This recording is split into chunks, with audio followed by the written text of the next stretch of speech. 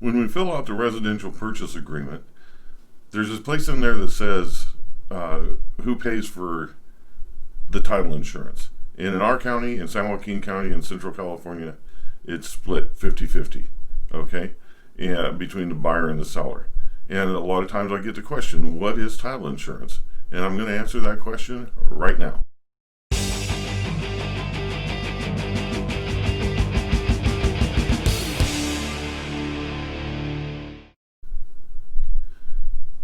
Okay, what is title insurance? Title insurance is not like homeowners insurance or life insurance or automobile insurance, where they try to figure out what the risk is and then come up with a fee to charge you yearly based upon that risk. In title insurance, their job is risk elimination.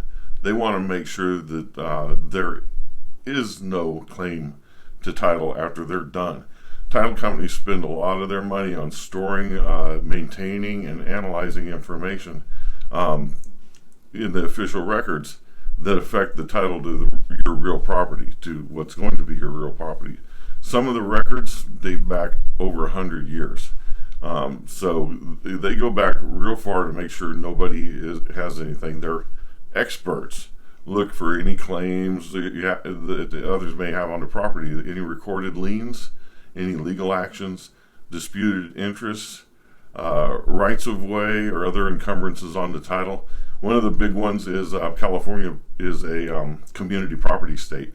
So if the house was sold from a married couple, but it was only in the husband's name or it was only in the wife's name, there should be a quitclaim deed filed by the other party that it wasn't, whose name it wasn't in, because in California, it's their property until they claim that it's not their property. So you need to have a quitclaim deed. And so if that wasn't done, the title company, while they're preparing for the sale to you, will have to go back and get that wife to sign a quitclaim just to clear the title.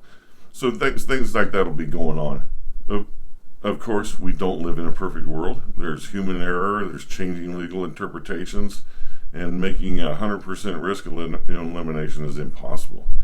But they do their best, and that's what you pay them for when you pay for the insurance. So that you'll know that if they miss something, they're going to take care of it. Okay, so what happens is once you get into contract, the title company will issue a preliminary report. In that report, it contains information that may affect the willingness and the ability of the parties to close escrow. What we look for in a preliminary report, as soon as your real estate agent gets it, they're going to look and they're going to verify the ownership, vesting, make sure the names match with the names on the purchase agreement. Sometimes you'll need a death certificate if one spouse is selling it and the other one has passed away, and you may need a quitclaim deed, like I was talking about before, from your current spouse, or if you had an ex-spouse. That's going to be tough getting that quitclaim deed, but it can usually get done. Maybe the title company will go take care of that. It's going to cost you, but they verify the property address, they check the plat map, or the real estate agent verifies the property address, checks the plat map, make sure it's the same place that you believe you're buying. They check the legal description, and they make sure that everything matches the address of the house that you're buying. You got to check out the notes and make sure there's the transfer taxes are taken care of, monument fees, if there are any, which I don't believe there are in this county. Homeowners association fees, make sure they're all paid up and everything. And you review all the exceptions, make sure the current taxes, bonds, deeds of trust, Mello-Roos assessed district items, and CC&Rs and easements. Now, one of the things about CC&Rs and easements that are important is, say you want a pool in the backyard, but your backyard is 15 feet deep and 10 feet of it there's an easement for utilities. You're not going to be able to put a pool in your backyard, or you wanted to add on to your house. and there's an easement that'll prevent you from doing that. You want to know about that stuff. Some of the CC&Rs, their rules are you got to have a certain kind of roof put on. Always look for surprises. The entire escrow team may be needed to solve the problems, including the realtors, escrow and title companies, and even sellers and buyers sometimes. You wouldn't believe some of the problems you can run into. I've run into one where a house, 10% of the proceeds of the sale were willed to a church. However, that was never put on the title. But during the transaction, we found that out. Unfortunately, the church has no longer existed. So it took some time to find out where that money was going to go to, or if it was going to go to anyone at all, because the entity that it was supposed to go to no longer existed. Yeah, we worked it out, but those are some of those things that come up. But title's not going to insure the property unless all that stuff gets taken care of, which it should be, because you don't want to sell it and then have to deal with that down the line. You want to sell it with a clear title. So what's covered? Any hidden defects, forgeries, identity of persons, incapacity, incompetence, and failure to comply with the law can't be discovered because they're intentionally being concealed. The title policy is a contract that provides protection against those hidden defects. It's a lot of money that's involved, so they're going to be sure to try to look and figure out and make sure everything is correct, and nobody's acting fraudulently. The California Land and Title Association Owners Policy covers title to the estate or interest described in Schedule A of the policy being vested other than stated therein.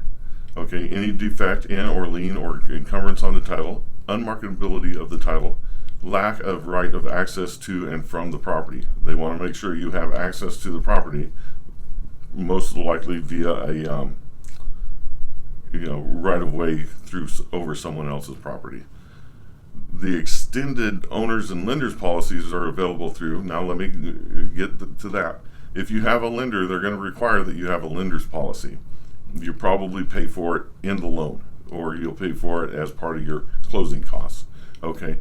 So it's the American Land Title Association, ALTA.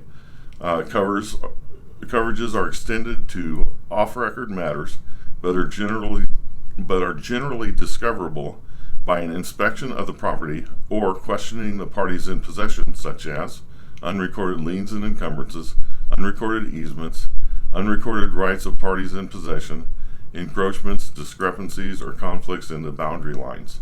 Unrecorded liens and encumbrances. One of the things they ask you is if you had, they check, have you had any major remodeling done, and who did it, who did the work, because especially within the last 90 days, they want to know. And if you've had any work done to improve the house to get it ready for sale, they're going to want the paid receipts of all those people, because they may not have filed a lien yet, and they want to make sure that if there is a lien to be filed, it's already been filed. Okay, you don't want paid in full receipts from every vendor that you've had work on that house, especially if there were major repairs to get it ready to sell.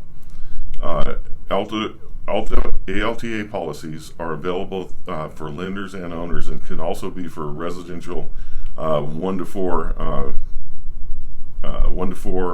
unit, like a fourplex that's owned by a real person. I'm guessing not a corporation. I give this information out through a video to help my clients to understand some of these things that go on. If you happen to come across this video and you're working with another agent, please talk with that other agent.